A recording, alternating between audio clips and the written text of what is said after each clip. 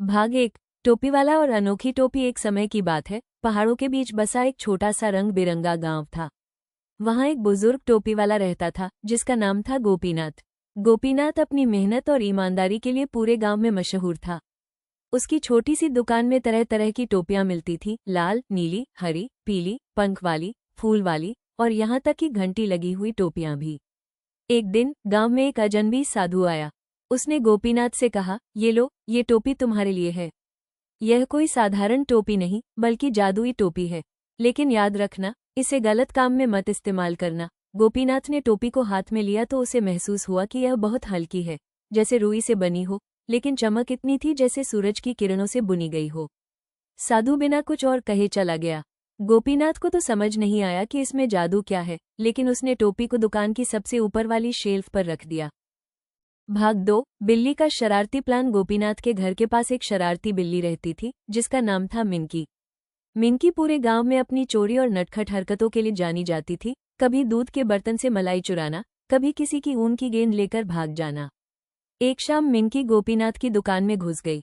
उसकी नजर ऊपर रखी चमचमाती टोपी पर पड़ी। वाह, क्या चमक है, जैसे सोना हो, मिनकी ने सोचा। वो छलांग लगाकर शेल्फ पर पहुंची और टोपी को सिर पर रख लिया। जैसे ही उसने टोपी पहनी, कुछ अजीब हुआ। मिनकी अचानक इंसानों की भाषा बोलने लगी। अरे वाह, मैं बोल सकती हूँ, मिनकी खुशी से उछली। लेकिन मिनकी तो शरारती थी, उसे तुरंत एक खुराफाती आइडिया आया। अगर मैं इस टोपी का इस्तेमाल करूँ तो मैं गांव भर में मजे कर सकती हूँ। भाग 3। मिनकी की मस्ती और अफरा तफरी। अगले ही दिन मिनकी जादुई टोपी पहनकर गांव में घूमने लगी। वो लोगों के पास जाकर तरह तरह की बातें करने लगी। कभी किसी से कहती, अरे तुम्हारे घर में खजाना दबा है, जाकर खोदो। कभी बच्चों से कहती, आज स्कूल बंद है, चलो नदी किनारे खेलते हैं। गांव वाले हैरान थे, एक बिल्ली बोल रही है। कुछ डर गए, कुछ हंसने लगे और कुछ उसके बताए झूठ पर यकीन करके इधर उधर भागने लगे।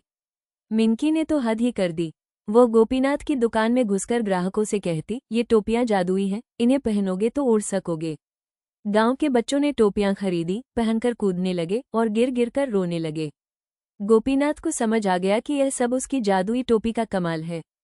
उसने मिनकी को पकड़ने की कोशिश की, लेकिन मिनकी फुर्ती से भाग जाती। भाग 4। सबक और दोस्ती। आखिरकार गोपीनाथ ने एक चाल चली। उसने अपने घर के बाहर एक थाली में गरम गरम दूध रखा और पास ही में मछली रख दी। मिनकी को इन दोनों चीजों से ज्यादा कोई चीज पसंद नहीं थी। जैसे ही मिनकी दूध पीने और मछली खाने आई, गोपीनाथ ने धीरे से टोपी उसके सिर से उतार ली। मिनकी फिर से सामान्य बिल्ली बन गई और इंसानी भाषा बोलना बंद हो गया।